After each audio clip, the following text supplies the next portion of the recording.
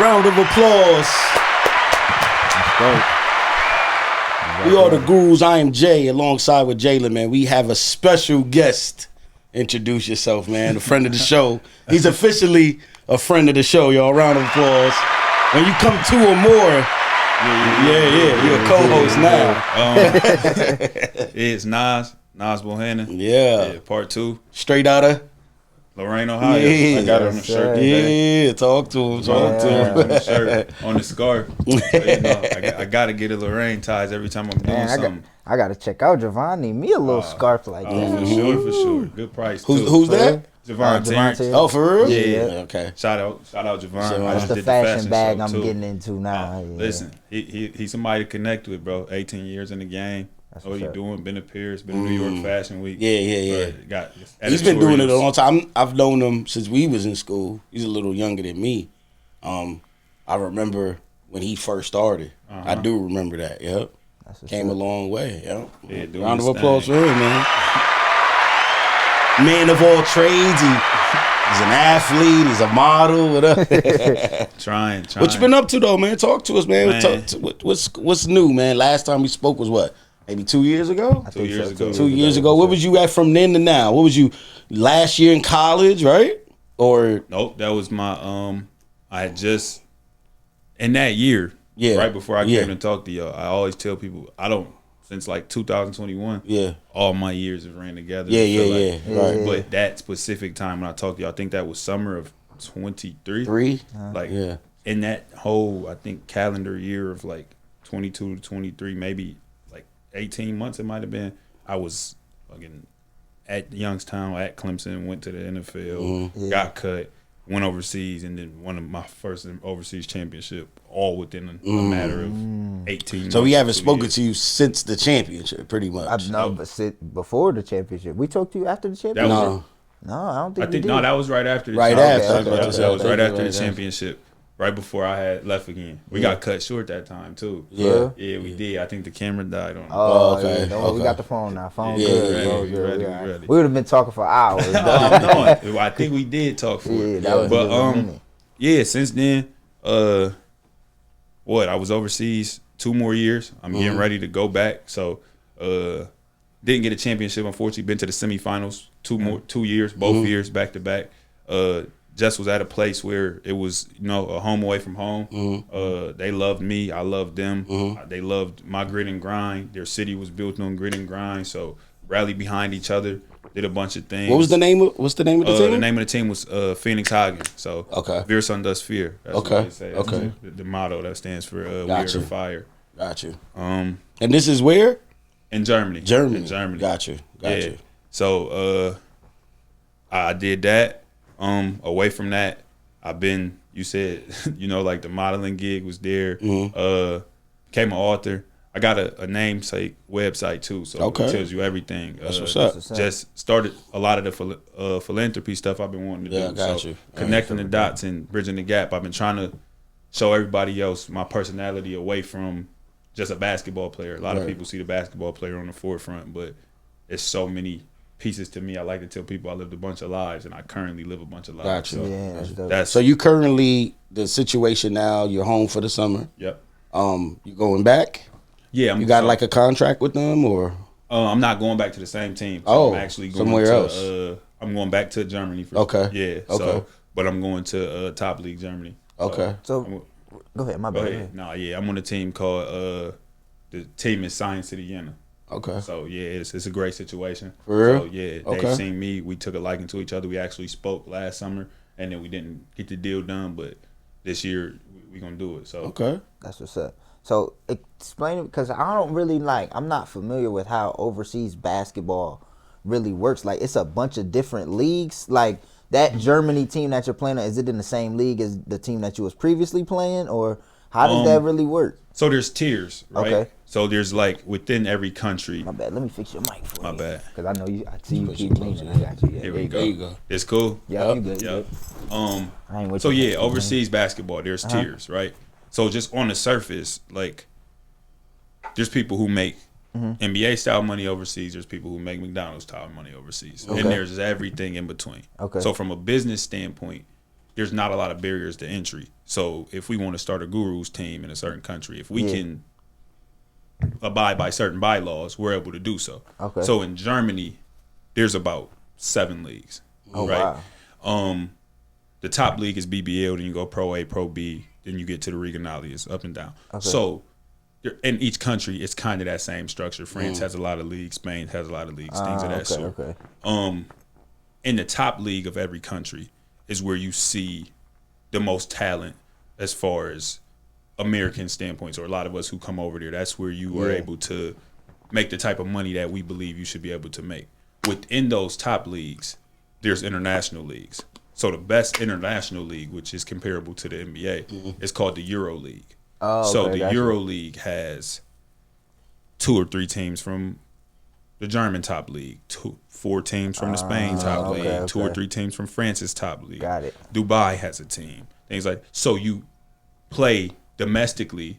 If you're on a team in German's top league, that you will play the domestic league during the weekend, and you'll go play your international league throughout the weekday. So you'll probably go play a game in France on a Wednesday, and then you'll play home in Germany versus a regular team. So on a Friday, two different Sunday. checks though. Yeah, I mean, well, the team gives you a check consistently for it, but you have 2 different platforms to where you're getting exposure and you're doing things of that. And that's the top of the top. That's the top of the top. So when NBA guys come over, like let's think about Kendrick Nunn. Kendrick Nunn was just playing in Greece, I believe, right? Yeah, he's playing in Greece top league, which is a great top league for exposure. So there's some teams in there that doesn't play internationally. Yeah, but he's also playing Euro League, which has the most respect, and he wins MVP and he does what he does. So he got paid in that sport. So that's I can explain the structure. It'll probably take us a little longer than so that's the most. So the Euro League will be the most, like you said, I guess the most comparable to like NBA as far as what G League structure. No, it's better than the G League for real, for sure. Better than the G League. Like you're talking like everybody the Kendrick Nunn, Dwayne Bacon's, dudes who come directly from the NBA get put into the Euro League. Like Lonnie Grayson goes over there and be fine. There's Mike James plays Euro League. So if you think of an NBA player, Serge Ibaka come over, he plays Euro League. So he was playing in Germany for Bayern Munich, which is one of the top teams in Germany, but it also plays internationally in Euro League. So and right under Euro League you have Euro Cup, and then you have Champions League and the Europe Cup. So there's 4 main internationals. Now there's some in like Eastern European. You talk ABA Liga, so there's a bunch of leagues. This is Europe specifically. I'm speaking about. Now there's great money in basketball in the Middle East and in Asia. You're talking millions, right? Like down there, those things start to become situational though. So if you leave Europe, people like Europe because Europe thinks they have the best basketball product. Just saying that anyway. So they make you reinvent yourself and kind of go up a totem pole like corporate America does, where you may come in entry level and then you take 4 years to get to a certain point, but then once you get there, hopefully you're in a great country and it buttons up, and now the money market is secure and you playing great basketball. There's some situations where you can go get super paid, but it might not be the best living situation. And then because of the amount of money they paying you, it becomes extremely volatile. So, hey, we got, a quarter ticket. We got a half a ticket. We got this amount for you. Right. But you had 2 bad games. Well, we about to come get somebody else because we got the ability to do that because it's price that we paying. So when you take some of them routes, and that's kind of how it is in the Middle East and certain Asian leagues and things like that, you got to be willing to bet on yourself and be a dog and survive. So they could replace you on the spot. Like it's a lot. Sometimes when you start to take that super money route, it's what's the word I'm looking for? A lot of things ain't guaranteed. So you betting on yourself to perform. Right. And it happens. There's some nightmares with over there just because, again, if you go somewhere where the money market isn't secure, they might pay you or a payment might come late. It might do some things. So some dudes take less in Europe to build the comfortability and the stability in doing some things because everybody ain't wrapped too tight. Like, you can't pay me late. Right. I'll be crazy. Yeah, we going to have a situation. Right. And then, it becomes creative. It's a forever pull and tug game with them. Now, that gets me to where I always get to because I'm smart away from basketball. So, right. In unpolitical terms, I just always hear dance, nigga. to, you know, the point of right. the beat of their horn. You know what I'm saying? They Right. take a bunch of little black boys. We're gonna dangle some money in your face and opportunity. And in this space, you're gonna be a slave for the wealth. Yeah. A lot of people ain't gonna like me coming out and saying this, but this is how I talk. So Right. that's where, and for me giving back to the people who look like me in the community, I don't never come and lie about it. Right. They want you to play that game to a certain extent. Yeah. You have to figure out a way to navigate that system. See, and that's where I kind of feel it's similar.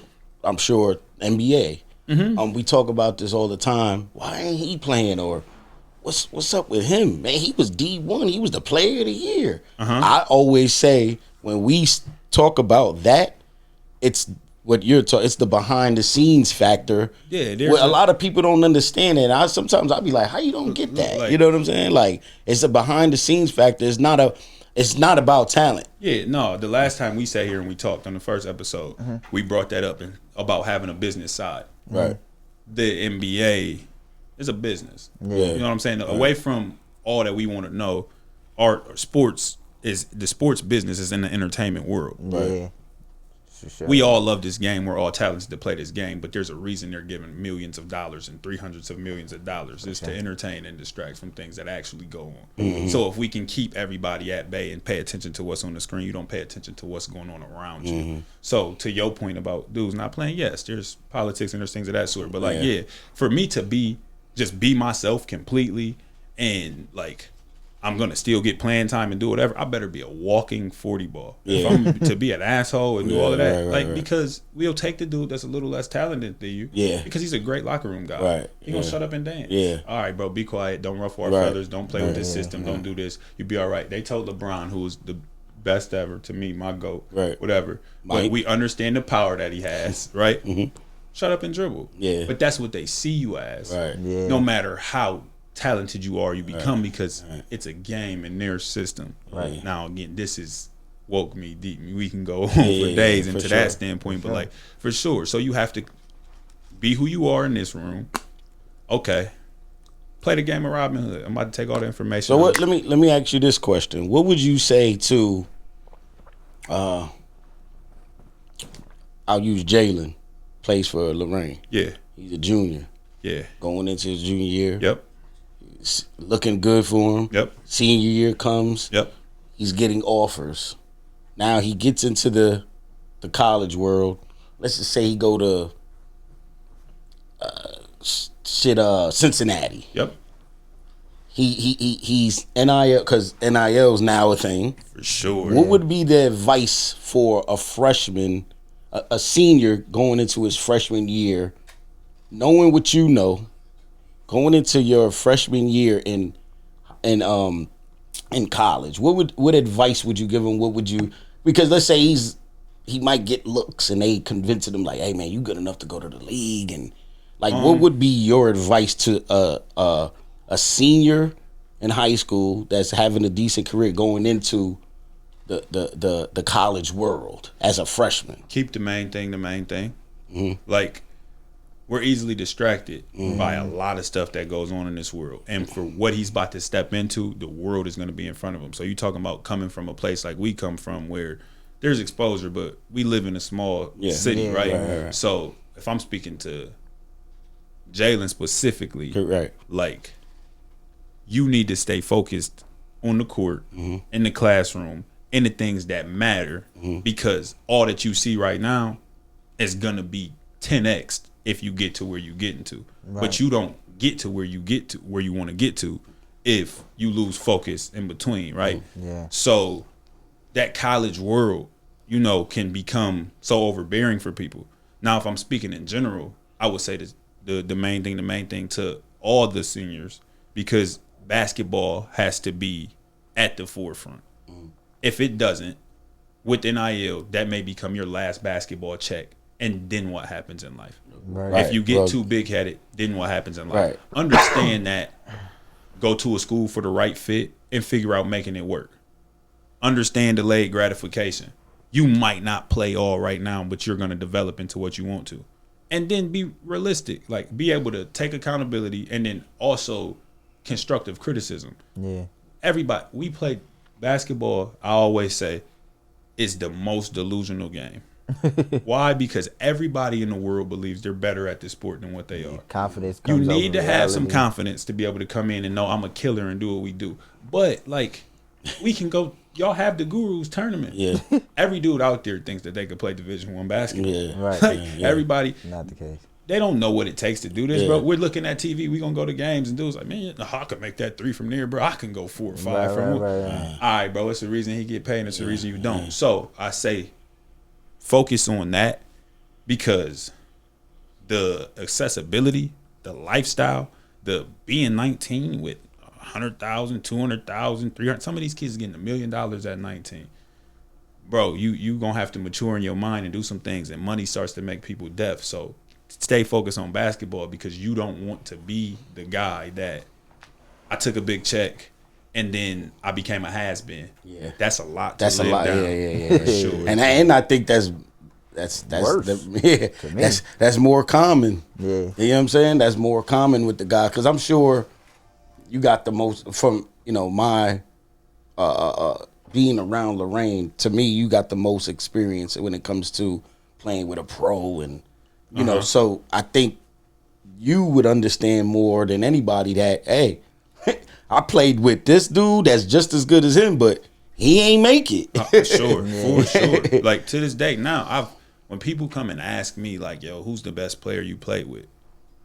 It's a lot of dudes who aren't on pro teams or never signed for, never got to play basketball for a real basketball check. Right. Because off talent alone, you couldn't do nothing with that dude. Mm-hmm. But It's everything. it's everything else that keeps you to be a pro and withstanding the test of time. You know, G. Herbo said this game about who lasts the longest, bro. And if you can last the longest and start to be in the rooms and perform when it matters, for sure. Right. Who cares that you can be the one-on-one?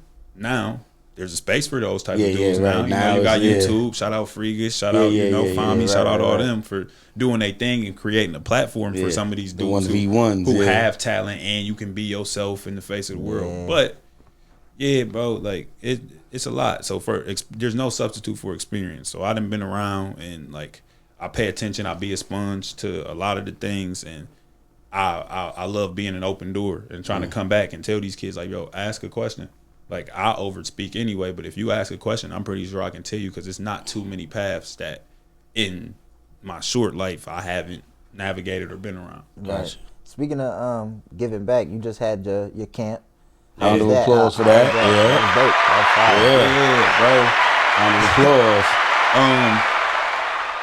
The camp was everything. So I tell everybody, like, I mean, I made a post about it in my caption. First of all, thank God, but like, it was one of the biggest full circle moments I've had in my life. Yeah. Like, it almost felt like I was living in a dream in the camp.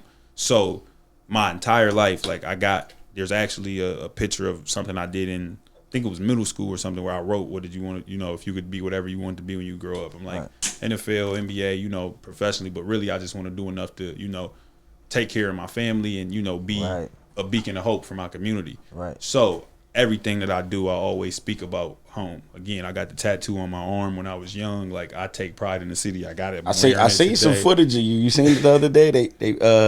It was you, Shad, and Devon. You look like a fresh off the 8th grade. You was walking in. You like, oh yeah, bare face. I know what you're talking about. I got the fro going on. It's good to see that. You know what I'm saying? Swagger count for the full story, like that. Like, again, full circle. So to be that kid who took the city by storm at 14, 15, I was a baby, but I was just being myself. We coming out the clap. I'm yelling. The energy was infectious. All of that.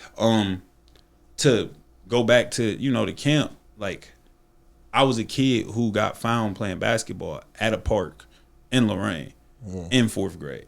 And that person finding me playing at a park, shout out to Coach Brian, Shane's dad, that's like a second pops to me.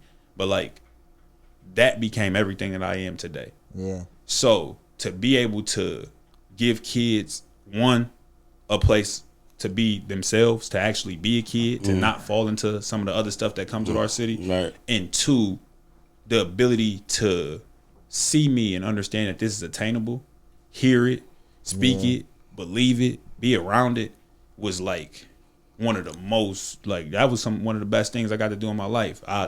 was meticulous about, you know, who I took help from, because I didn't, you know, I'll become somebody different if somebody wanted to exploit one of these kids or do something. Yeah, so it was hands-on. My family, I had a few people who helped behind the scenes too, so we're going to give our shout-outs to them, but it's something that's going to grow for the future. So that's just one of many things that I got planned for to give back. That's kind of where we at with it, with the basketball. You know, we got the league.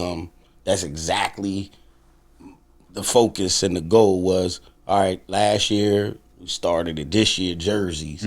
Next year, hopefully consistent. Now I'm starting to be, I want it to be, my goal is Saturdays is the place to be. Yeah. And you might have shit. You never know who's gonna walk through. You know what I'm saying? Like, you gotta, you know, you promised me a game. Oh, listen to me. Don't come out there. I don't want to be the blame for nothing. I ain't go, man, no escape. No way, bro. We gotta protect the brand. Dudes keep playing overly again. Not to the delusional point, but like, that's what I ain't played on concrete in so long. But right. Instead of me like, come home, let's get some rec and let's do something. Dudes is gonna try to prove to me, I'm better than you, bro. So I can be getting paid. I can be there. Where it's like, all right, you gonna want me to play. And again, that's the era I come from. So I know what I'm gonna do when it start to be that. Right. So now I'm gonna get serious. Yeah, now he's going to work. And it's like, all right, come on. We risking too much. We gotta protect the brand, man. Yeah, for sure. Yeah. I mean, you know me, I'm a fan of it. Definitely. Let's go. I'm there. I got a nickname for you already, baby. Let's make it make sense. No, that'd be fun. Cause like who just came? Thomas came out there last year. I just wish we would have had a more competitive team to play him. Yeah, if I would have knew he was cool. If I would have known he was coming, I would have put him against Tay-Tay. Yeah, because that would have been Tay-Tay came played right after, so that would have been. It would have made sense. Yeah, right. That's where you know we can start to do something. We know basketball, right? Yeah. I think sometimes niggas just and see that's my thing. Like, you know, I don't want nobody to get hurt, of course, but the competitive aspect, you come. Sure. Day, Tay-Tays, Devons, and you know, because you guys is legends from the city. Yeah.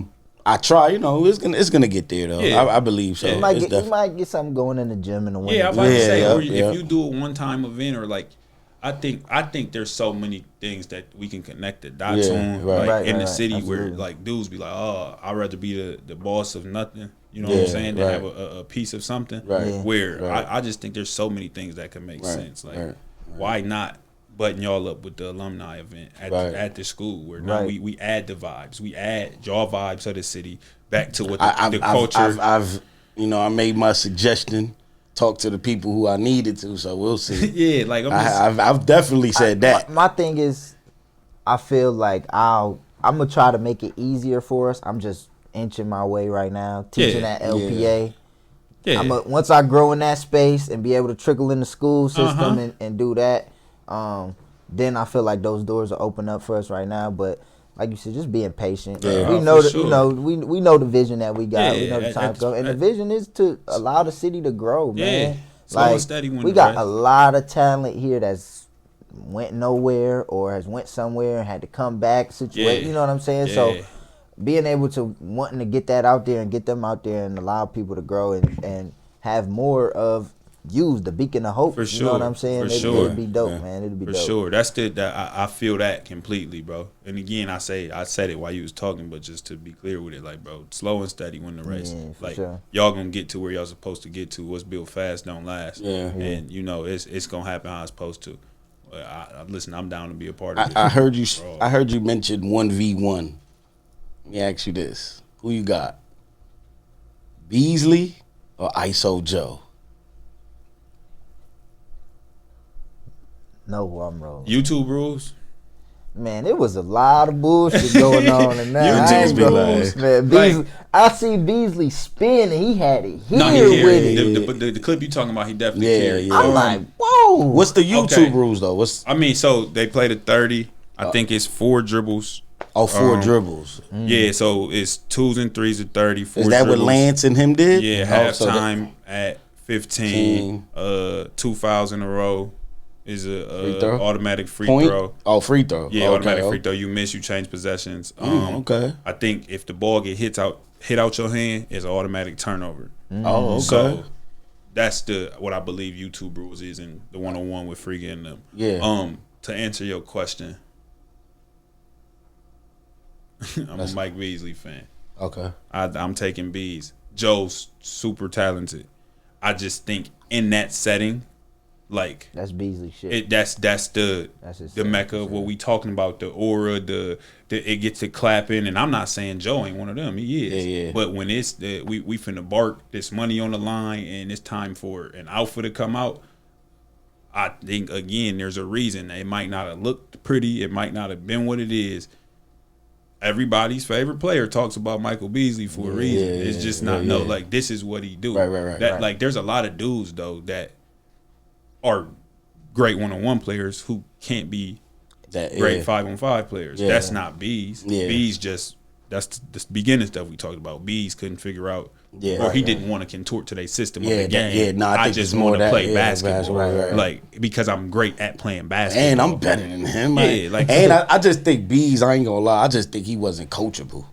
Yeah, I think that was the main thing. I don't think it's nothing else. He just was, man. I ain't about to. I ain't about to do this. Like, look, my fault because I'm making the face because it's like, it's hard. Like, it's hard because I know what it takes to be able to navigate these rooms, but I'm also all for somebody being their complete selves. You just have to be okay with the bullets that come with it. So when we say coachable, right?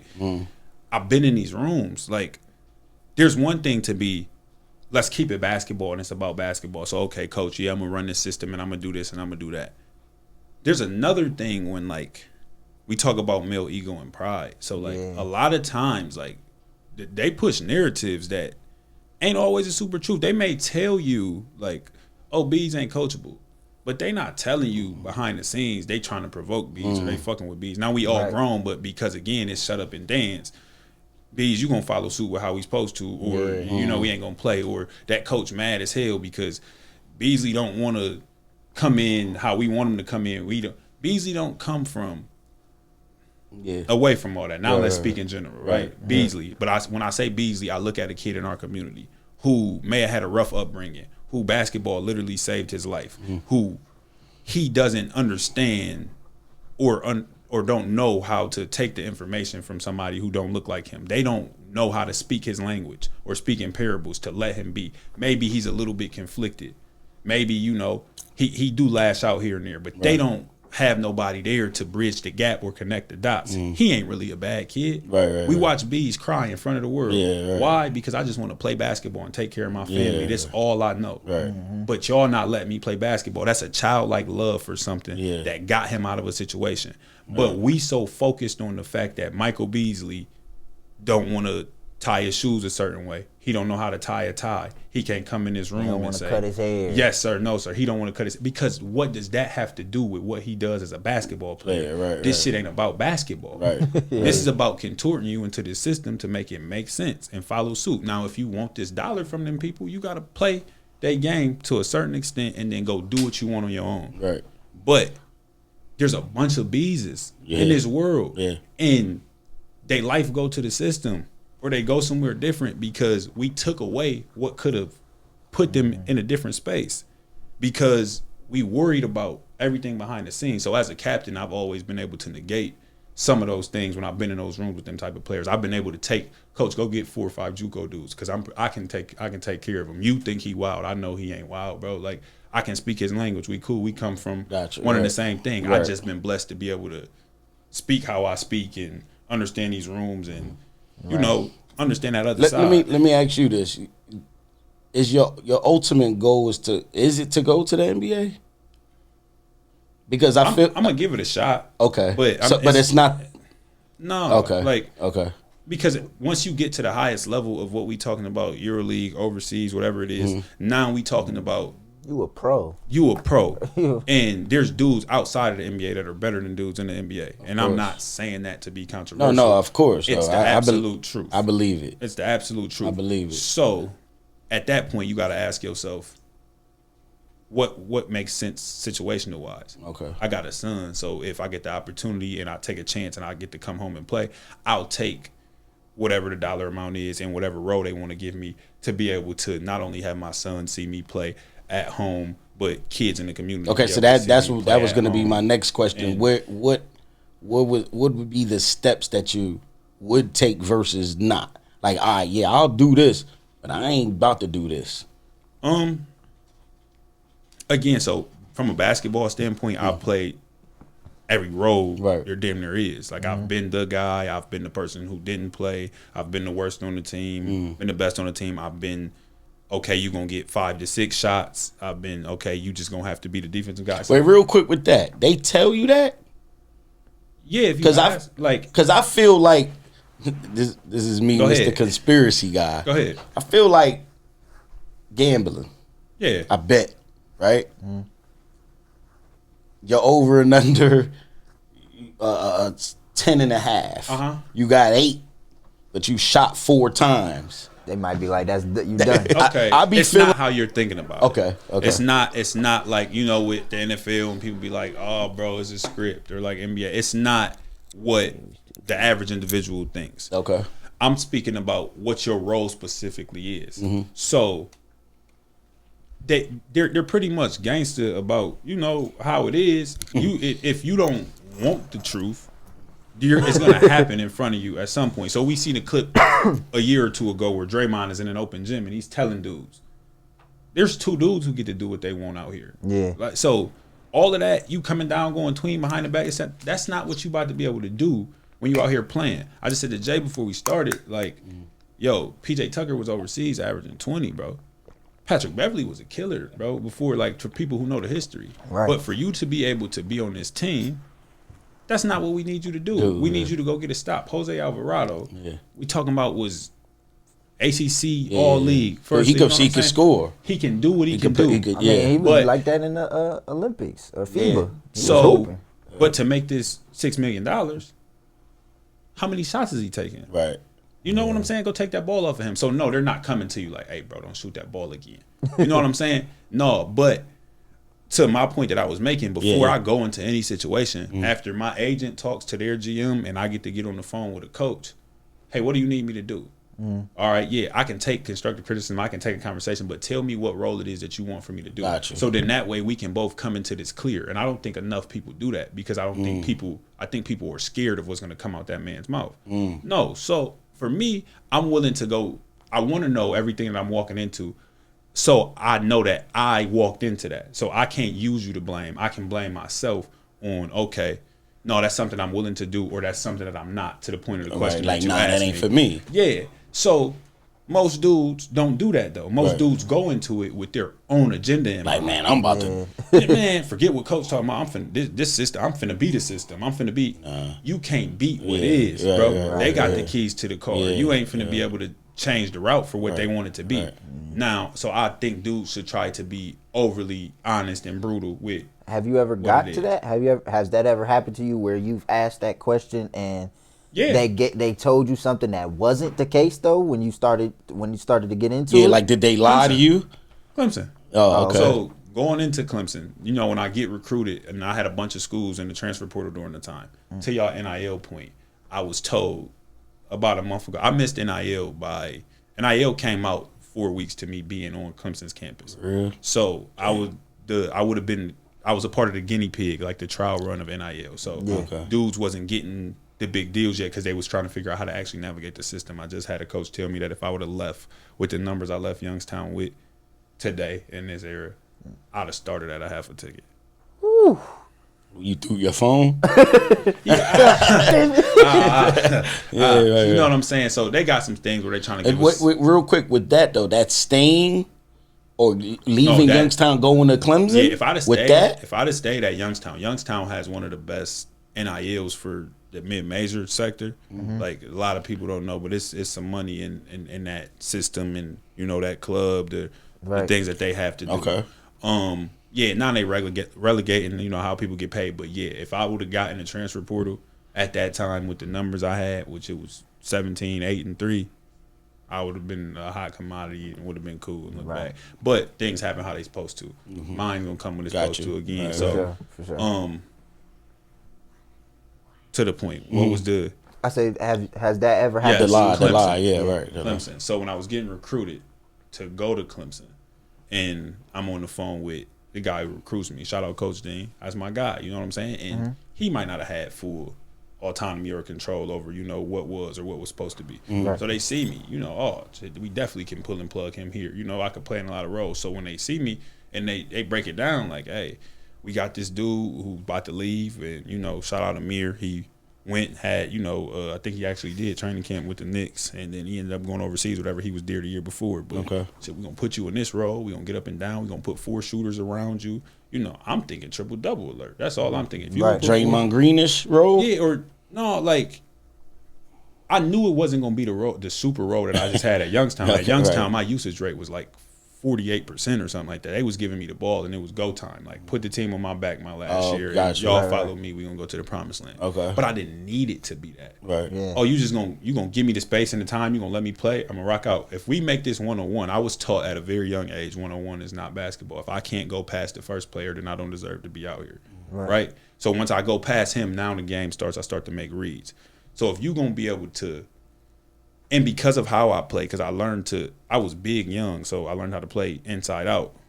If I can guard a 5 and be physical, but if you put a 5 on me, I'm finna bring him to this mid post and I'm gonna go by him. So if he has to guard me 1-on-1, y'all in trouble. Because with 4 shooters around me that shoot 40, 38, whatever, I'm getting triple doubles. I'm finna get this rebound off the, if I get the rebound, I can push it because I also learned how to play like a guard. Right. So we finna beat out the 2 bigs, whatever. But they're showing me, transition clips and things of that sort, and this is how we gonna play. Okay.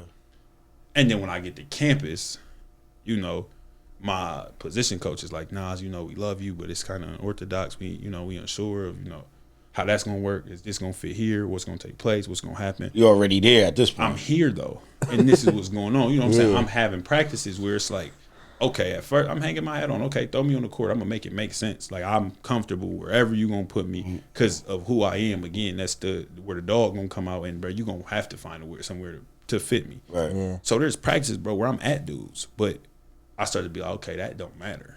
That's not. Well, let me real quick to what you saying. When I first arrived here, came from New York City, Oakwood Park. I got the go, you know what I'm saying? You wasn't around yet. You know what I'm saying? I'm talking about I'm bringing the cross.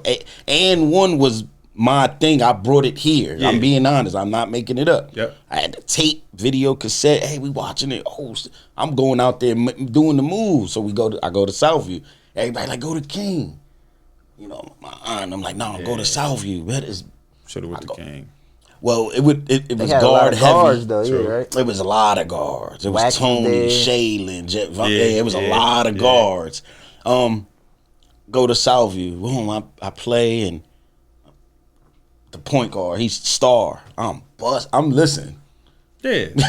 Give me ain't nothing he could do. The only thing that he did better than me was he was super aggressive on defense, where he took too many chances on D, where he would time it and jump at the ball and get a lot of steals.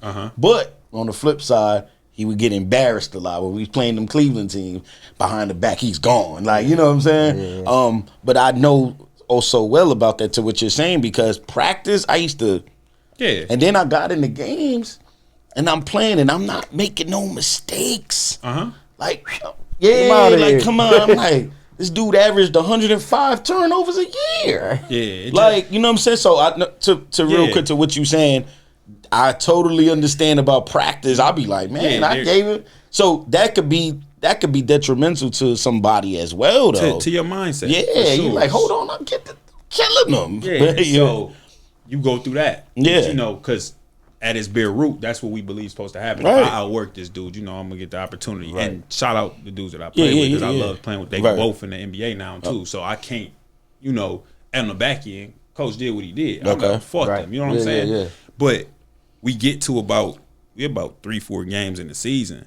And me and the other transfer who came in, we both kind of frustrated with what was going on, though. I actually had, phone text messages of them telling my OAU director, like, oh, yeah, they say Nas supposed to start. We're going to play this many minutes, whatever. So, the dream sale or whatever. Right. But, again, I'm full grown man. Like whatever decision I make, I'm gonna stand in it. I'm gonna figure out how to make it the best. You know, something gonna come from this, bro. It gotta be whatever. So when they pull us into a room at the tournament, you know, the coach, he like, Naz, what's up? Like, you know, like you be frustrated, you be having this going on. I'm like, because this is what was said to me, but this is what's going on. So then I tell him, like, you know, shit, my position coach saying he don't know like where to pull and plug me, do this. So then he like, look, Naz, I don't know what was said before. So this is what's making me think, you know, everybody wasn't on the same page. But again, that's not throwing nobody under the bus. This actually took place. Can't nobody put a word in my mouth or whatever. I can tell you exactly what was said. Tell me what went different. He look at me, he like, look, forget whatever was, damn, my fault. He like, forget whatever was said before. I need you to be comfortable playing 8 minutes, 12 minutes, or 20 minutes. And essentially being a spark plug, be an energy guy, like, or be that catalyst to which makes sense. Right. Now, do it sting in the moment? Yeah, because you come in with a different personal agenda, but because I care for my teammates and who are around me and what's gonna make sense. Okay, cool. Now you told me what to do. Let me readjust my mind frame to make that make sense. But had you said that to me coming in, I come into it differently. And now I might come into it like, okay, your minutes may go from 8 to 15. Yeah, well, let me ask you this: the real question is, do you even come into it? You know what I'm saying? Like if they if they tell you that you kind of gonna explore your option a little more, you gonna dance around some other stuff. So and where I was at that point, like again, I told you I didn't been every basketball role that there was to have. So I definitely because for the exposure and the platform, I know the higher up you go, the less you have to do to get to where you want to get to. Right. So at Youngstown State, I got damn near average the 17, the 20. We got to win the conference tournament. We got to go to the tournament, and I got to kill versus whoever the high majors it is that we playing just to get a shot. Yeah.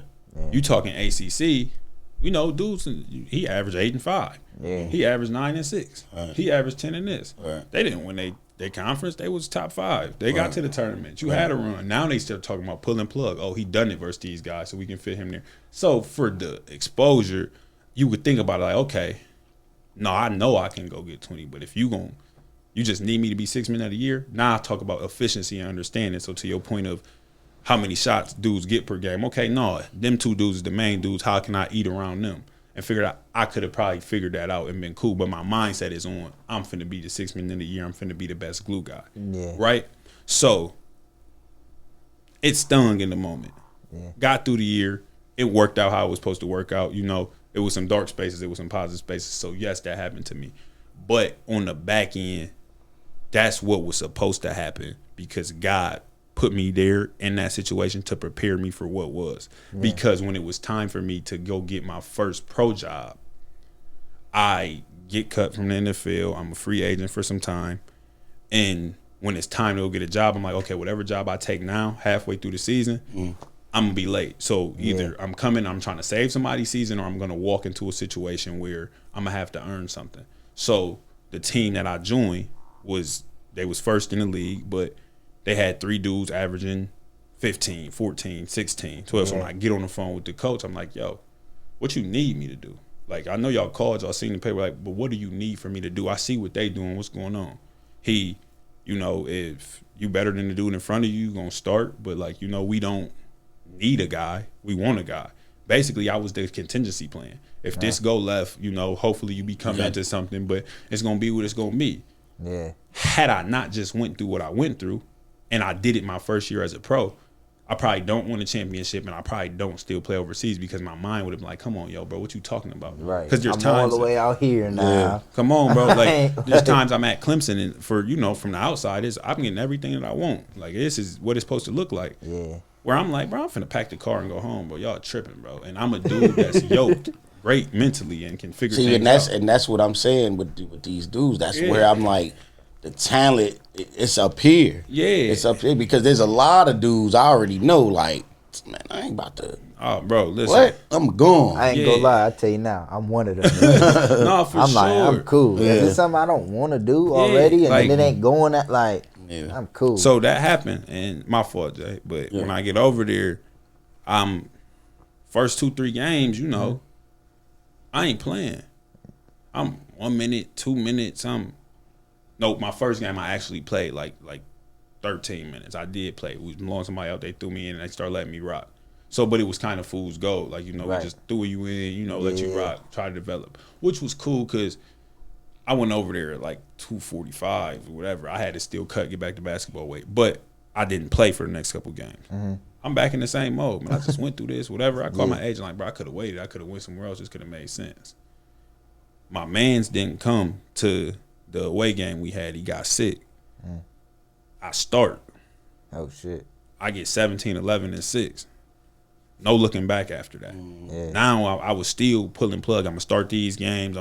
But so in a sense, they kept their word. He kept his word. Cause if you gonna let me work for it, I'm comfortable betting on me versus whoever it is that you want me to. So it happened, and by the time we was into the playoffs, I'm doing my thing and I'm rocking out and I'm starting and I'm in there. I'm 6 man some games, and we won a championship. But that's because I had to understand what it was like to go through that at its peak, because leaving Youngstown, I was ready to, I'm about to take a shot at the league. I don't know what y'all talking about. I didn't call all them dudes who y'all said I couldn't call. I'd have been in the room with them forever. Let me ask you about this. So I know the living over there is different, but we both, taking away from basketball, we both into fashion a little bit. Has being over there kind of influence any of your how they dress? Because I know it got to be a little different. Yeah. Just so, Paris Fashion Week. I'm gonna get out there one day for sure. I'm getting out there.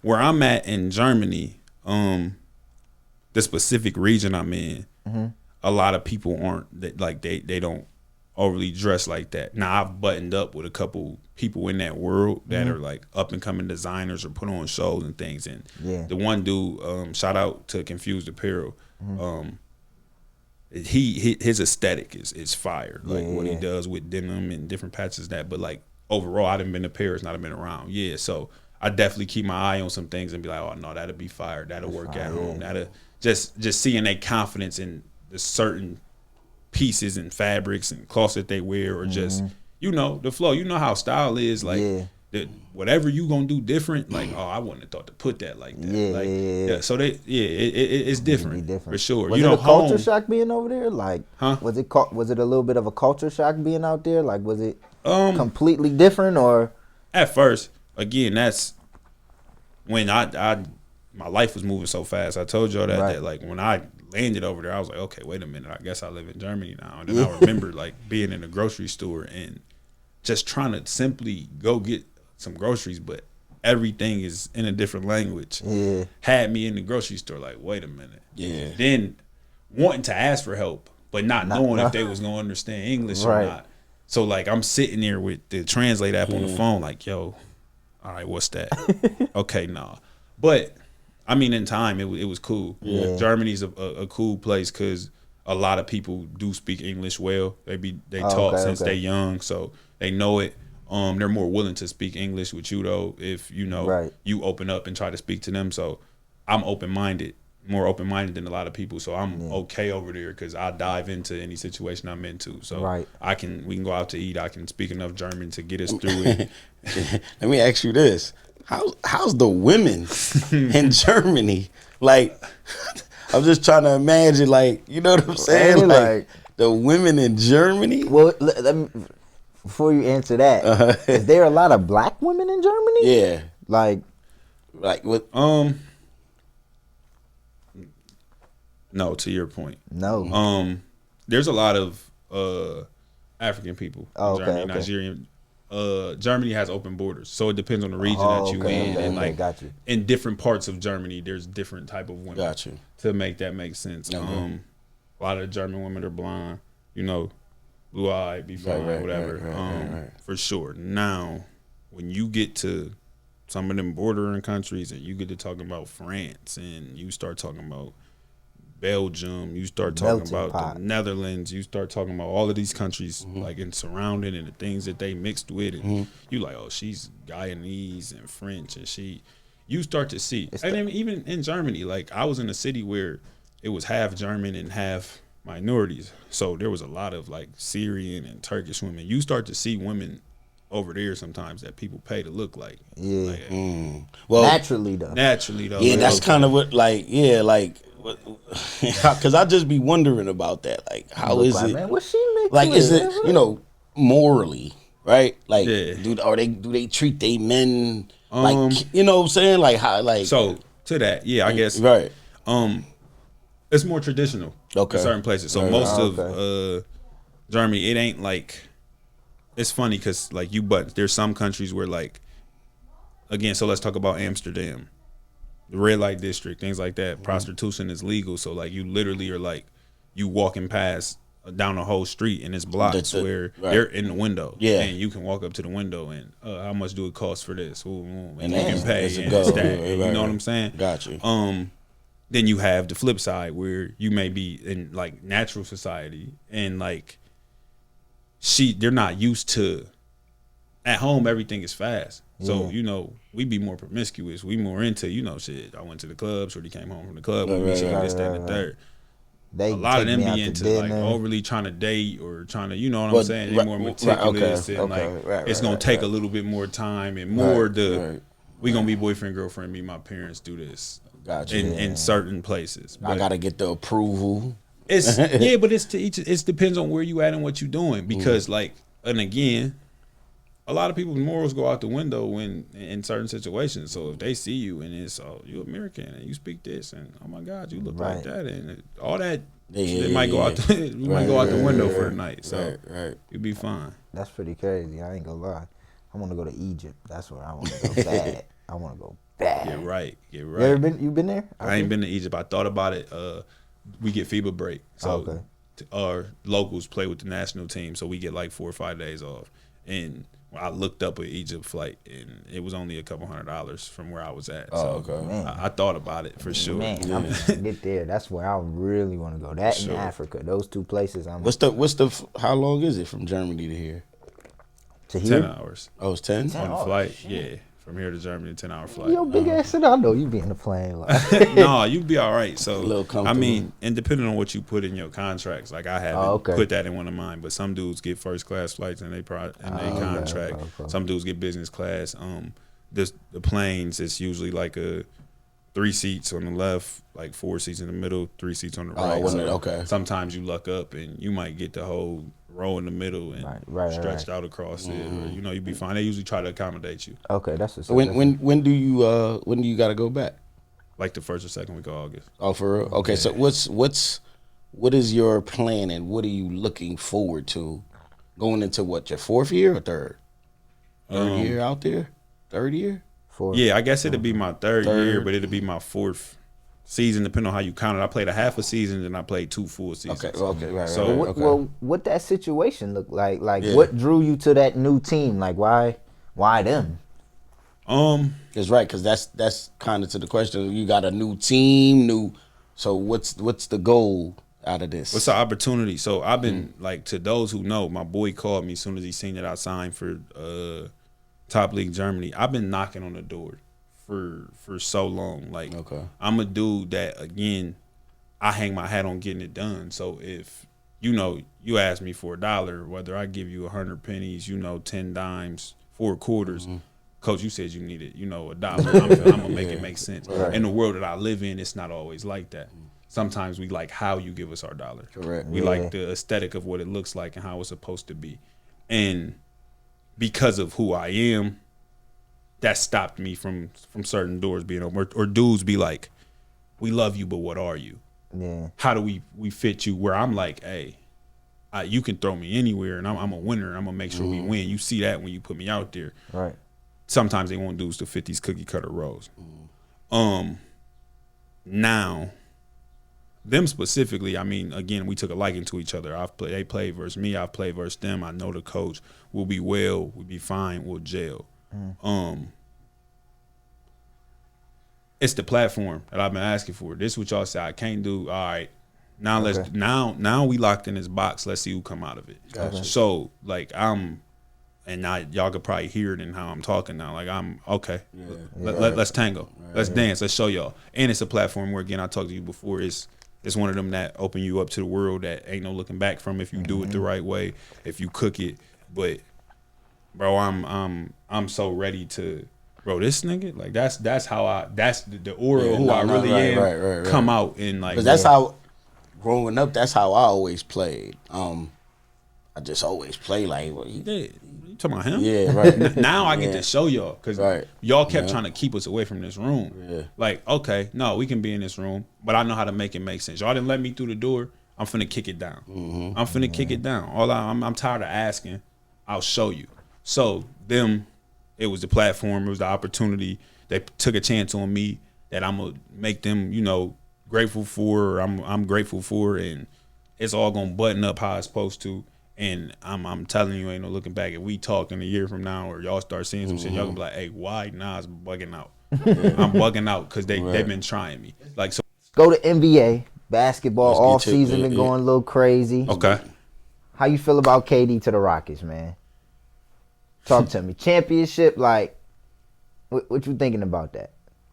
I don't think championship. Okay. I don't think championship. Okay. Do I like the move? Yeah. We all knew he was getting out of Phoenix, whatever. I mean, is it more? Because I think it was more of Jalen Green, like, and I just think the opportunity was there to get KD, but I think Jalen Green was like, "Man, we got to do something with this dude. He's not it for us, and might as well get the and two." What year is Jalen Green in though? Third, fifth, fourth? No, third. Not fifth. Fifth is crazy. Third, fourth. He young, but he went young. He came the same year as Cade, right? No, before. I think 1 year before 19. Okay. No, I think Cade older than him. He about 4 years in. 4, right? I feel like because me and him always say 3 years. We give you 3 years. Yeah, coming in. You got a 3-year rule. Expectation. Yeah. You got your 3 years. I mean, that's how they feel because that's when the contract you get your extension. For y'all to not be basketball players and kind of know certain because but I extended it. I said now I think it's 4. Because you coming in at don't think so because you coming in at 19 now. Yeah, that's true. That's why. Because you coming in at 19. Cooper Flagg is 18. I'm looking at by the time you 24, you know what I'm saying? You got you a little season. If you one of them ones, but everybody's not meant to be a program changer. Yeah. Now we put these expectations onto people, and when I say we, that being the league, that be the media, that be common individuals, like. They think we're wrong when a basketball player comes. It's not hate. It's nothing against that guy. Love Jalen Green. They weren't going to bet. You can't bet all your chips on Jalen Green coming to be the franchise and be like we're winning a championship with him being the franchise. Right. No, he's a great athlete, phenomenal basketball player. If you make him a third, fourth option, 3-and-D, run a lane, be transition, your team is great if that's who he is. Right. But as a go-to guy, you for 25. I give you the ball in the games, you're going to be able to make a decision not only for you but for the team and make you better. That's just not what his game is. Right. So I don't want to put all that blame onto him as into, okay, we got to get rid of this guy. He ain't doing what he's doing. But they was young. Like, had a bunch of young pieces that was great. Against a veteran team. You in that West Coast Conference, you know what I'm saying? And that is a beast. So if they want to compete, they're in a win-now situation. KD don't have no longevity left. They feel like we want to win. He's going to be the piece to do so. We're going to pair him with Sengun. We're going to put a couple other people around him. Can they make a run at it? Because the league, if you watch the finals, to some people, they're like, okay, well, the league is wide open if anybody wants to go get one. OKC is legit. The Pacers are legit because they have a team. It ain't one guy. You know what I'm saying? I'm a Siakam fan. So, to me, Siakam is the best player on that team. Halliburton had a phenomenal playoff run. I won't take nothing against him. But Siakam. And Siakam's not the star. He's not what everybody likes. So, when you look at that, there's GMs sitting in rooms that's like, the time is now to try to win one. Let's get one while it's wide open. I would be. To that, I like it. I mean, to the naysayers and people, who hate KD for what it is, like, bro, it's business. And at the end of the day, he going to have to make something make sense. I grew up a KD fan, so loved him. I didn't like the Warriors move, and then being from here, I really didn't like it for what it became. But I mean, I think he has one more stop, and then I always wanted him to go home, play a year, retire. Play for Washington. Call it a day. Yeah, I give it 3 years. They got a 3-year window. You know what we should have known though, and I forgot this, and I got it. I got a video. We was talking about Jalen Green before when they first signed it. When he first signed that deal, was it last off? The contract was only like 2 years or 3 years. It wasn't a lot. And remember, I was like, they played. That was when Evan Mobley was getting 4. All of them was getting longer term deals, and I was like, he ain't a part of that long term plan over there. Right. They know something. Like it ain't. Yeah. What you think about OKC, man? Because we had a discussion, and we went team for team, and it kind of looked like they at the bottom tier of teams that have won it, and from 2020 on, from them Lakers in the bubble to now, they the worst team to win a championship in history. I know. I'm gonna go. We went 90s. We went 90s we on. went 90s on. So the Bulls three-peated. Olajuwon won his 2. You got Shaq and Kobe. You got the Spurs. All Tim Duncan's 5. You got 06. They're new basketball. Yeah. They're new. He don't like. He hates it. But old basketball. Uncle Dev hates it. My bad. But old basketball. When Shea is one of the last of the Mohicans that's keeping the mid-range game alive. Yeah. I like the team because they're youthful. They have pieces. They're a team. Yeah. That's second. When you gonna compare them to other championship teams, I see where y'all went with that. Yeah. Now, eras change and it's different. If you lock them in a box with a lot of them other teams to 7, I don't think they have enough of a winning pedigree to make it make sense. They're gonna compete though, because they got young dudes who play hard and make it make sense. But MVP. I don't hate them. I won't take any credit away from them because I do like who they are as a team. But for them to keep taking steps forward, Chet has to become more physical. He's gonna have to become a dog. I said Chet and Jay Will. I think those 3. Jay Will's gonna take a jump. Like I like him as a 1-2 punch. I love him. I love his game. I love what he stands for.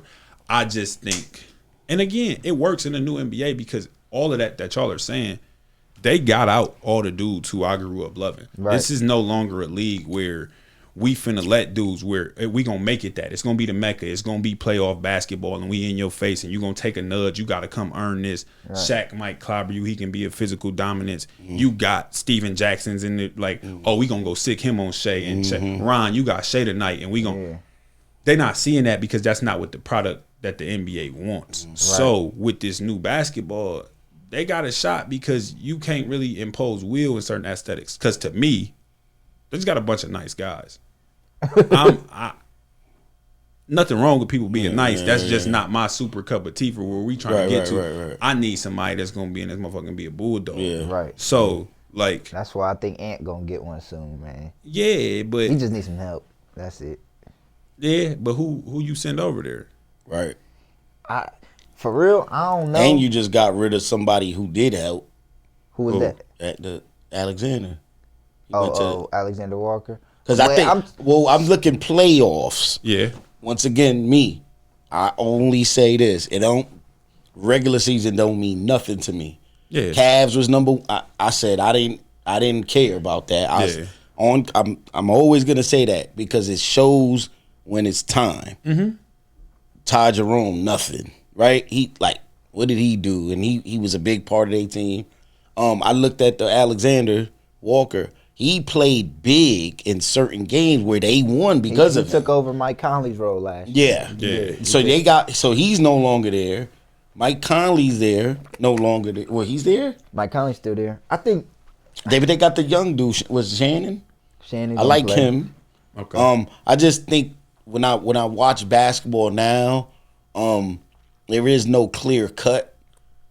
But I think the teams are gonna win it. Yeah.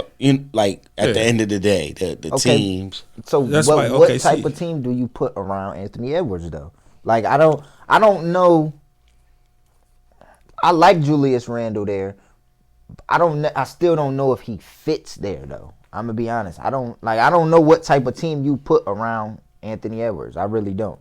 I think you go to Ant-Man and you kind of. I think you talk to him, right? And I think you say to him, I'll be like, what is it what you think? Yeah. I just would like to know what you think. You know, what is it that you think? And then I believe point guard is where we begin. Okay. I do. I think point guard is where we start. I think point guard, somebody that could give you a couple of points, but that definitely could distribute the ball. I don't know if Rudy Gobert is it. I mean, I like Gobert. Niggas be hating on Gobert. No, I do, but I just don't know if. I mean, I think anything he does is like extra point wise. I mean, like, you know what I'm saying? Wise, like, we're not looking for him to score. So no, well, what I'm gonna say right.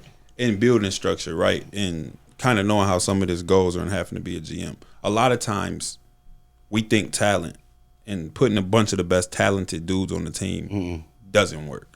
Because now you start to talk about egos. Like, we need to talk about a bunch of stuff that doesn't have to do with basketball that can affect basketball. I agree. And like we talked about that earlier before we got started about, are dudes okay with what your role gonna be? So specifics to what you're saying in the point guard, what young point guard want to just come over there and right? I'm gonna go get. Can he have a Halliburton, or you not Halliburton, but we comfortable giving you the ball, too many and you finna get Halliburtons, right. But we gonna get you 6, 7, and 6. Okay, what's his name? We like Rob Dillingham, but you see, I was about to say, can Rob do that? That's not who Rob Dillingham is. DiVincenzo, can he do that? DiVincenzo is a shooter. You know what I'm saying? So Conley's perfect because you old, you done had what you had. You know what I'm saying? You understand what's going on in this game because experience has put you there, and you know what helps with winning now. I mean, people call it fluke when they get to where they get to, but like, right. they're there. They're knocking on the door. It'll happen. He's a piece away. I don't know what the piece is, honestly. Yeah. But to the you said, the team aspect, OKC plays defense. Yeah. So as much as we don't like them, like them playing defense in an era where there isn't defense. Yeah.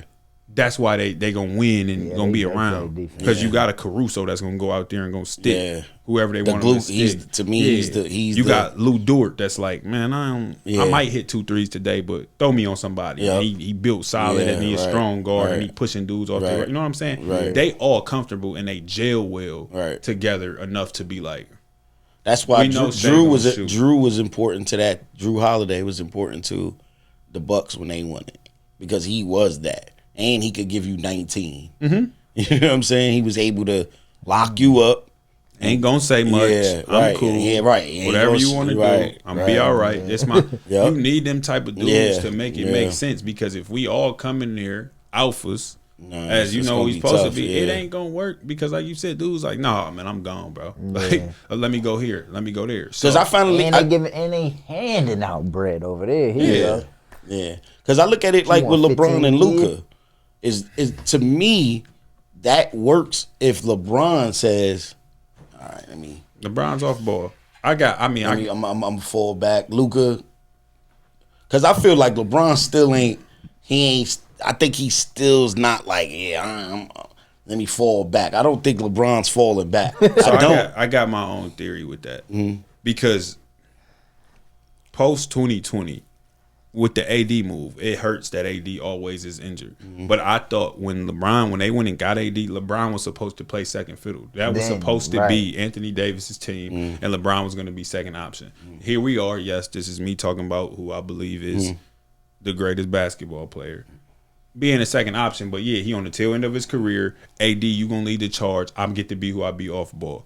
Him and Luka is one and the same as far as playing style and aesthetic. They've got to be ball dominant. They point forwards. It is what it is. So Bron is going to have to play off ball. The problem is the competitor comes out, and now we got to win. And now I got to go do more. At 40, I shouldn't have to score 40 for us to even be competing. Oh, I did this on the off night, just a random. No, he has to do that for them to compete, and that becomes a problem. I also think Luka was sent there for passing of the baton as far as this league structure goes. LeBron's on the way out the door. We need you to be able to teach him, the rules and ropes of what's going on outside of basketball.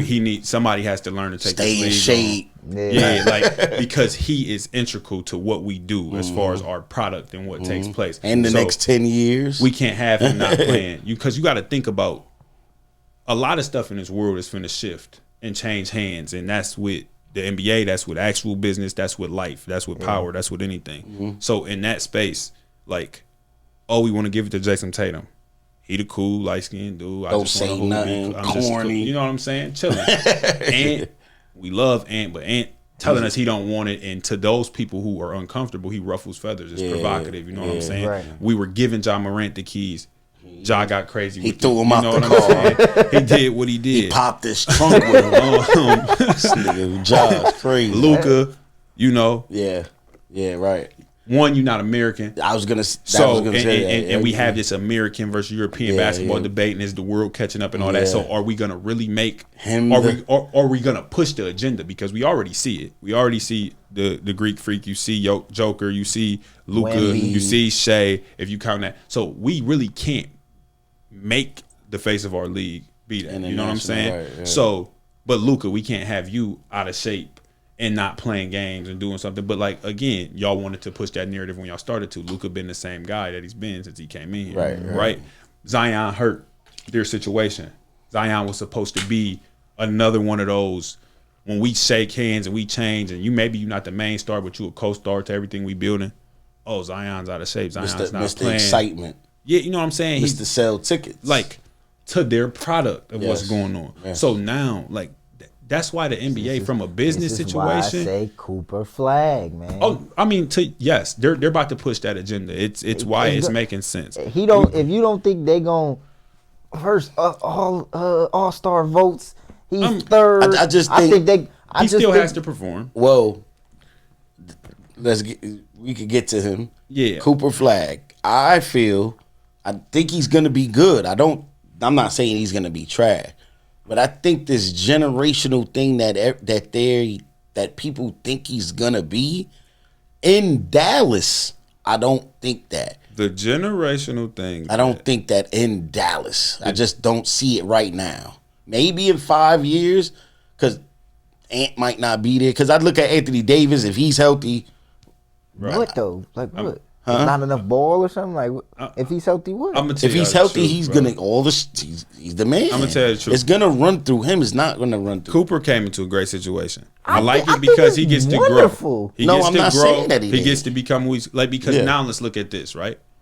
Let's think about Magic Johnson and how he came into the league and the situation he came into. He came into the great Lakers and he made them Showtime and he went and won a championship first year and do all of that. Cooper has the chance to be able to do something similar to where there's not the pressure of him actually taking the whole franchise and at 18 years old, I got to make everybody be what they're supposed to be because he can learn. I got Kyrie on my side. I got Anthony Davis here. I got Klay Thompson as a shooter. You know what I'm saying?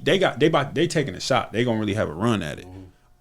So I like that aspect for Cooper because Cooper doesn't, as a number one option at 18 years old, I see where you like, I don't know how Cooper is going to come change the whole face of this. They're going to push it. The league's going to push it. It's going to make sense. He's going to do great. I'm not taking nothing away from him, but I think he's going to do great because he doesn't have to do much. The guy who is the guy, I said this last time, change the market, make it make sense. Paolo Banchero is the generation guy. That's the generation guy. Like, and it's seen when it's time to go to. Give him a star in Orlando. Give him somebody else. I mean, a lot of people like the Desmond Bane move. I wasn't all the way sold. I love it. But yeah, I love it. If they are able to compete and they're contenders, if Paolo Banchero wasn't in Orlando, we're going to see what they become. If you partner him up with Trae Young needs somebody. You know what I'm saying? But Paolo Banchero is the makings of the stars that we came up on. The body types of the Melos, the styles of the Bron, based off of what you said about him and what I've seen in person, because when I went and seen them play the Cavs, I always say this.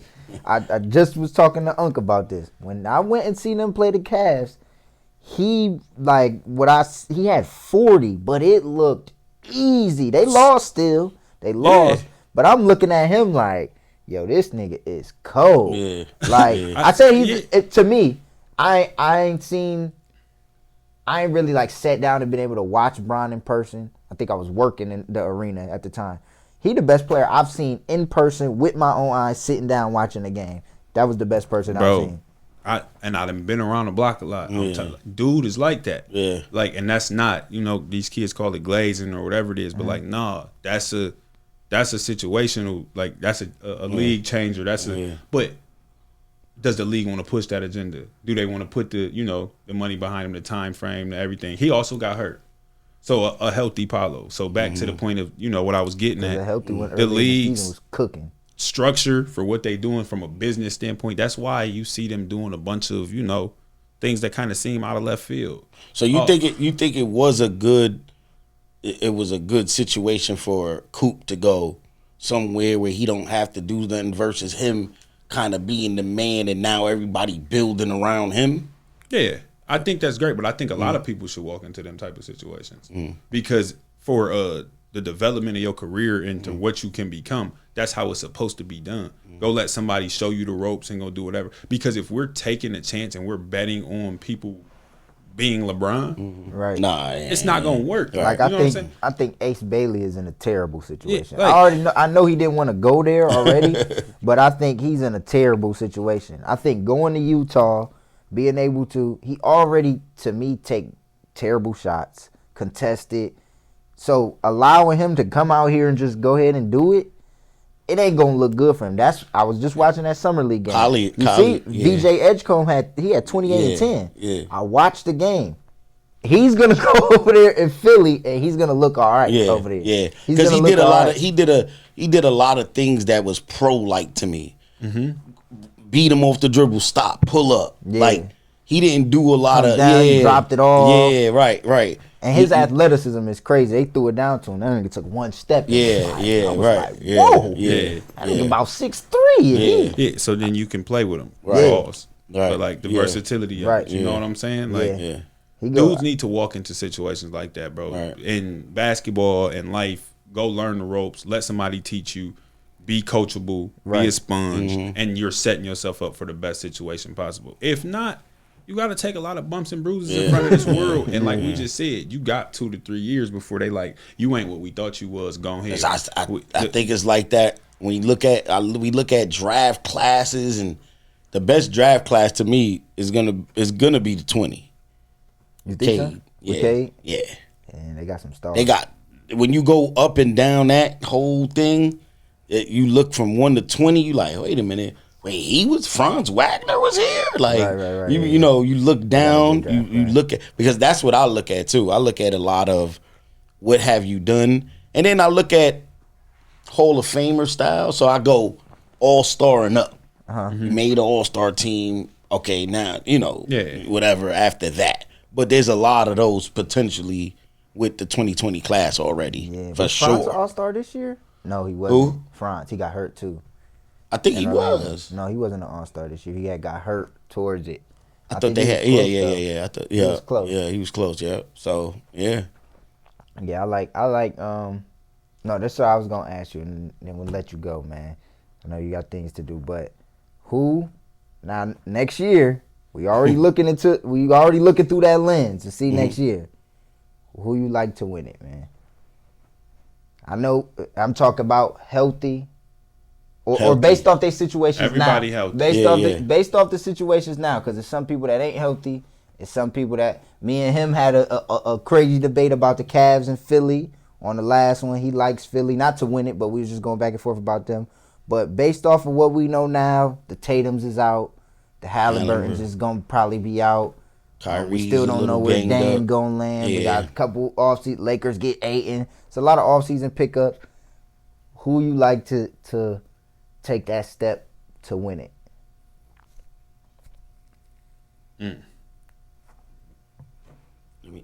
Let me put this bet in. See whatever he says. Okay, Steve's still there, right? With everybody, because we including all of the injuries and people might be out most of the year. So who's healthy now? Of course, they're not injured and stuff like that, but including those people that are injured and not going to be playing. The Joker's still there. He got a little bit of help. Tim Hardaway, Bruce Brown. Got rid of Porter, added Cam. Same player, cheaper. I think he's a better spot up. Right. Because when you first started it, before you went no injuries, no injuries. I like Dallas. If everybody play, that's because and again, I'm an AD fan. Yeah, a healthy AD is better than 2020. That's what, than 99% of the league. That's what I yeah. Give me Denver. Give me Denver. I like Denver too. Give me Denver. Give me Denver. New coach. You know, they're gonna be comfortable with playing whoever y'all want them to now put in front of y'all because y'all had a bunch of behind the scenes stuff going on. They picked up a nice center backup. Valanciunas. He was supposed to leave and go overseas, but they basically came out like, you got a contract and an obligation. You playing, buddy. Okay. That's that. Like, you ain't just because they gotta basically let you go and do that. It went gangster on him. It's something in that fine print that somebody probably didn't. Let me ask you this question: is there, and I'm sure there's plenty, but who sticks out to you when you overseas and you're playing and you go, or watching or whatever, and you go, you can't believe he ain't in the league? Give me one guy where you be like, man, this nigga ain't in the league. How he ain't in the league? Minus the bullshit, but just kind of like, man, I can't believe he ain't in the league.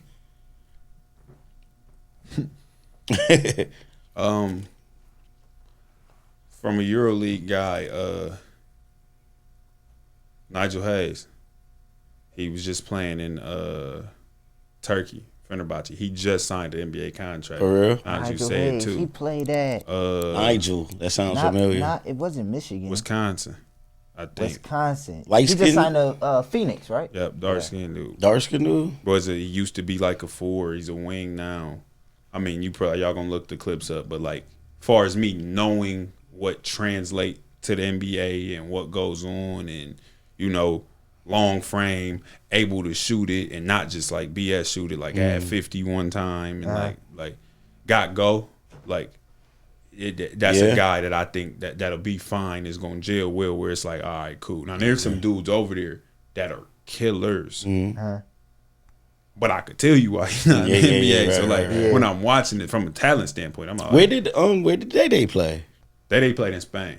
So Day played. Listen, shout out to Day. Euro Spain, or he was in the... No, so he was grinding. So he got to, you know what I'm saying, he's a rookie. So to fall into a situation where you playing EuroLeague, but he's playing, Spain is the best domestic league in Europe.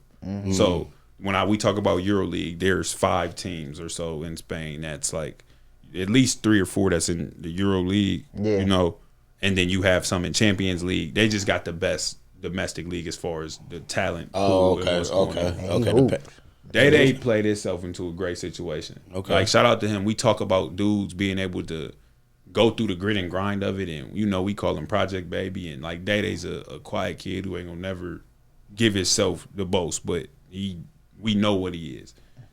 Bro, he started off in a situation. He bought himself 3 years and won. Bet on himself, took a job lower than what he wanted in a country that, you know, he didn't want to be in. Like, felt like they was shortchanging him. So get a buyout in his contract, goes to North Macedonia, cooks it, gets bought out by a team in Serbia, goes to Serbia, cooks it, gets bought out from the Serbia league, gets to Spain, and he's playing dudes that are supposed to be that. You know what I'm saying? And we see what he's doing. Shoot it from half court. Tween, still do the same thing. So, bro. They call him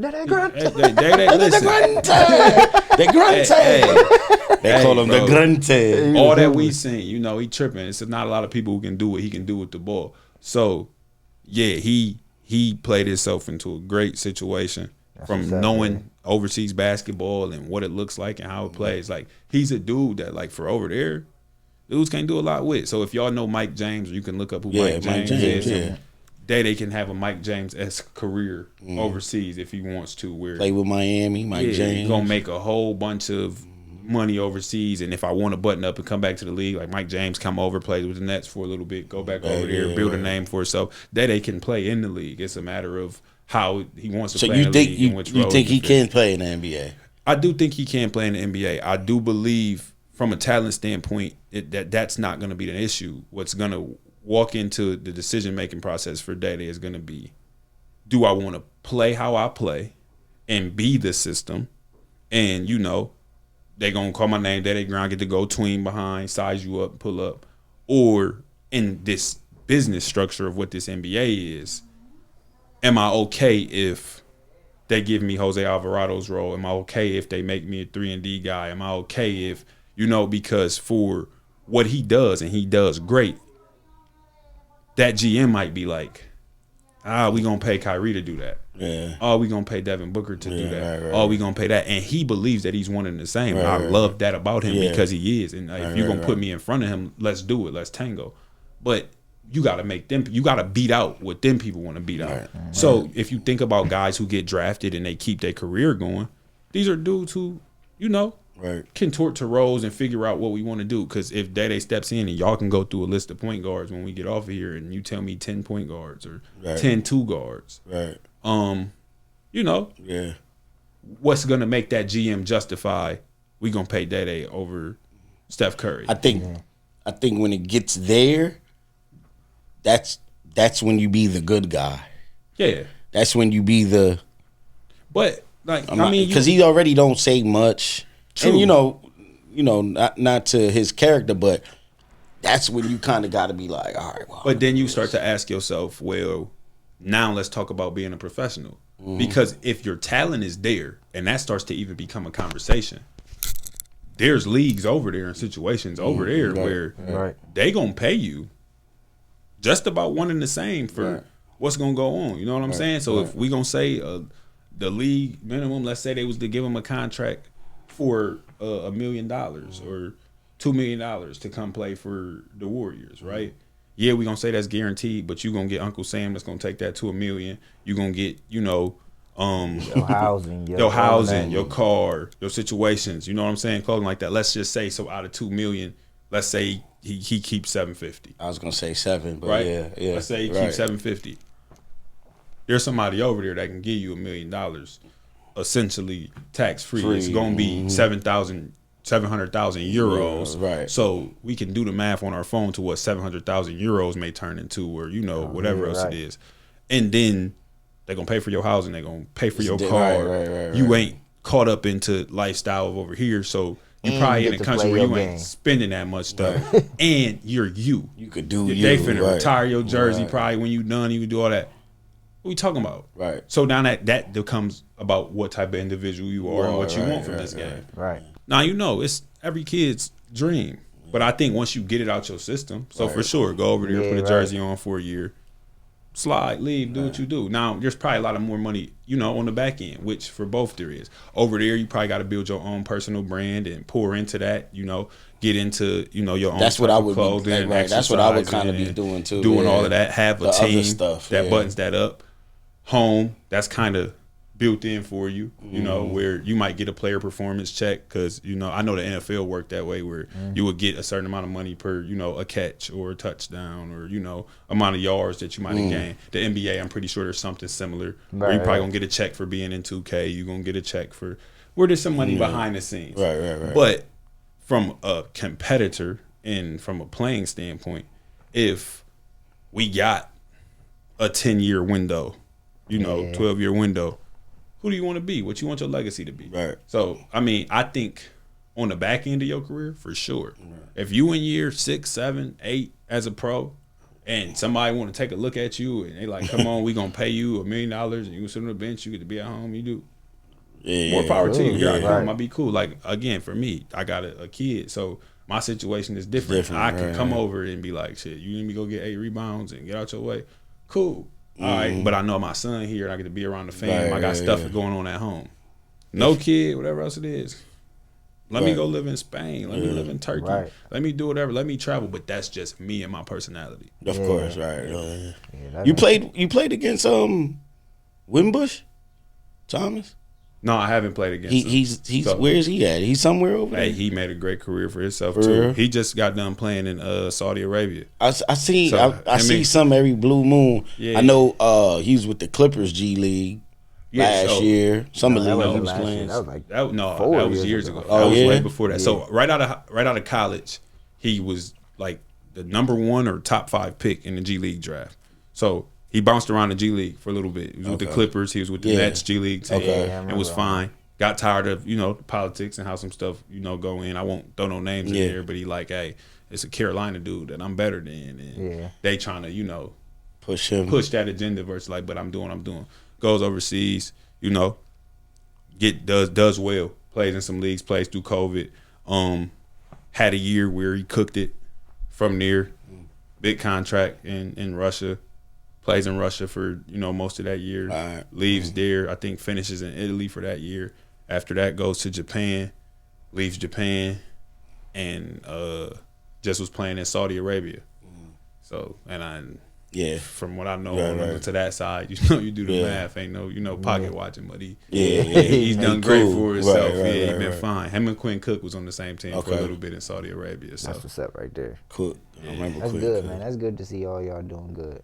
Yeah, it do give the city a different type of hope. I mean, because I think people fail to realize, like, the idea around, like, overseas play, when you're not in that basketball space, it's almost as if you're not a pro. Yeah, you know what I'm saying? No, yeah.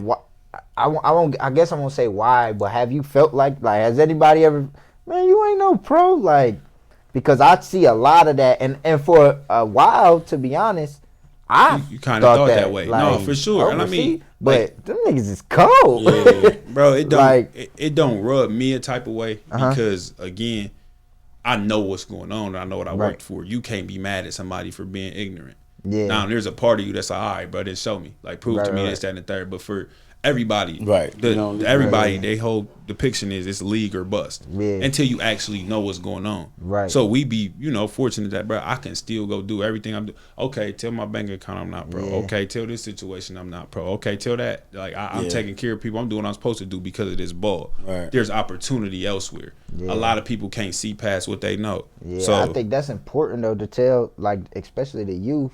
And it's not about killing y'all dreams. It's just there's other things out there for sure. For sure. You can use this for that. Yeah, that was a central theme of my camp when I'm talking to them kids, and the papers came and talked to me away from the basketball standpoint, which this is giving me life. So I'm all about teaching skills and the fundamentals of that. This game also taught me so much. So to be a mentor and to come back and tell these kids, essentially. If I can trick a couple into believing that they can go league, but I equip them with all the things in life and the tools to be successful, and they navigate a different situation, then so be it. Because honestly, like, everybody can't chase a pipe dream, bro. Like, so let's talk the real numbers. Let's talk about how many dudes go bankrupt. Let's talk about the whole funnel system that you got to.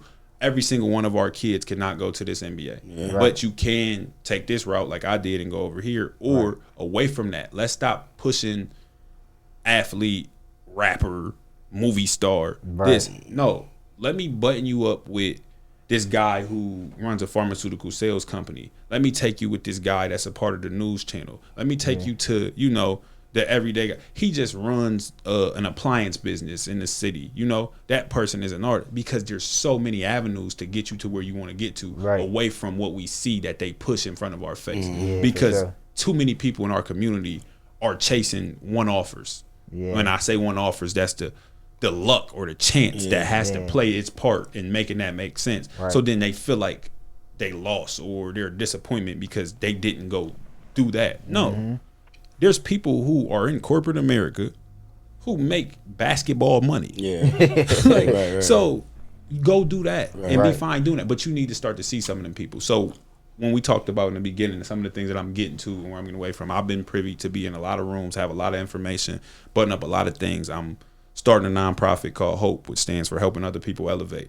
And part of being home is putting my feet on the ground, getting in the right rooms, talking to the right people. So while I'm gone, I got programming, I got this shit writ out for years to try to ways to help our youth see what it is. I don't become what I become if I didn't see people in those rooms and be able to do it. Like, basketball took me out of the city for the first time, and that exposure opened my mind up to what the world had to offer. So I got a bunch of stuff that's gonna be ran to help these kids. We gonna talk. We can connect the dots on some of them partnership things, but like to where, kids, like y'all doing. Oh, we got a podcast, so let's do something. Can you be a podcaster for a day? And and y'all grow for what y'all doing, but help these kids button up and do it, because there's a bunch of lanes. Yeah. And I try to live my life in that way. So when they all ask, what do you do? That's why I think it's important for me to come sit, talk to y'all, but get out there that I do so much more than I'm not a basketball player. Right. I play basketball. Right. And, I do well for myself because I play it.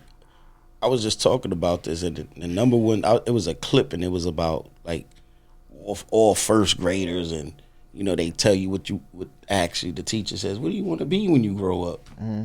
Number one was YouTuber. Mm-hmm. I was like, it ain't even basketball or like, is it?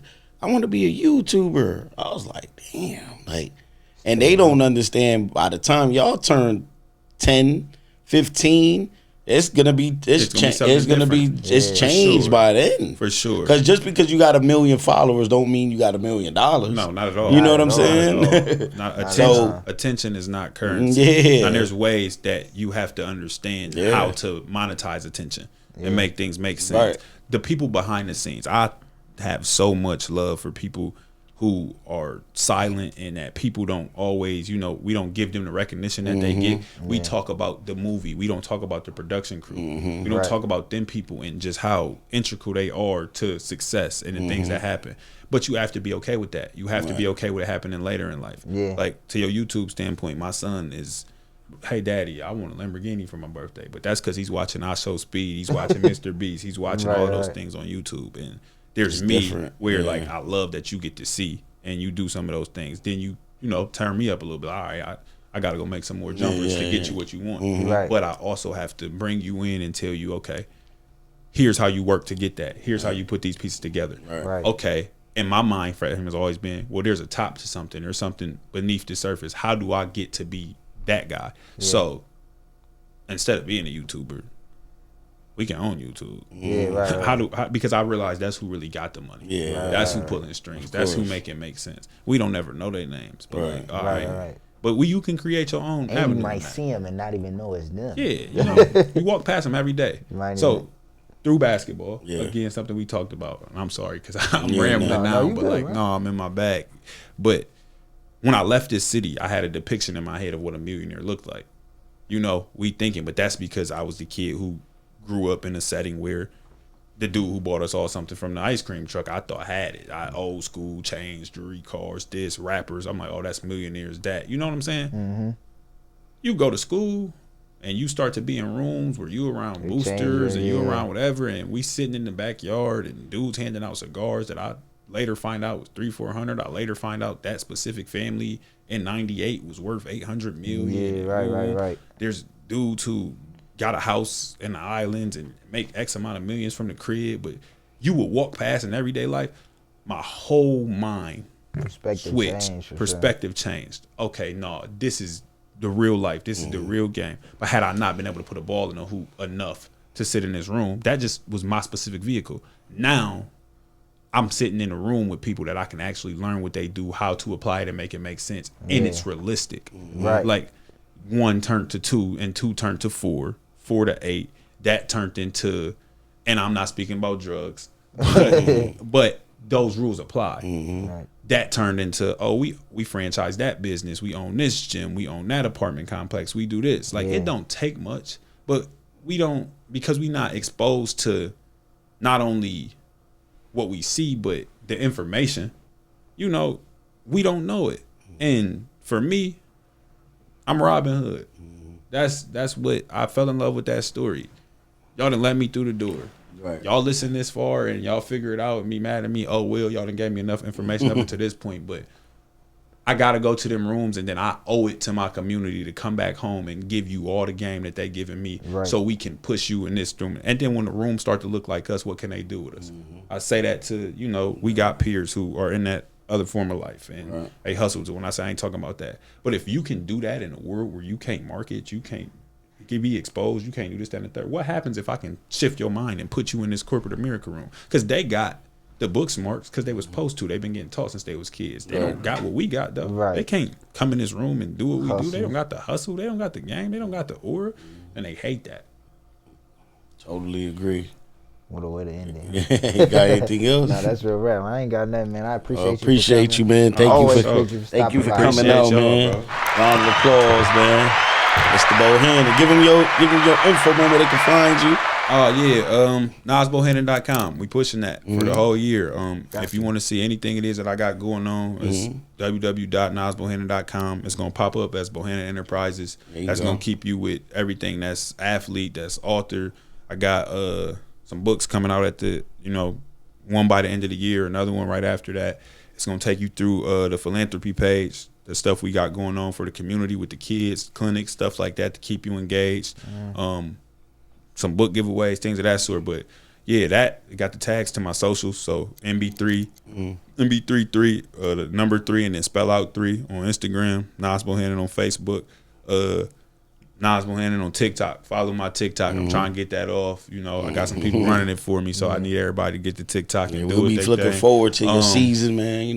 Yeah, pay attention. I'm giving y'all everything at the end. We got a workout course coming out for the kids, for everybody who just you want to do some body weight stuff. We got that. We got a basketball specific one.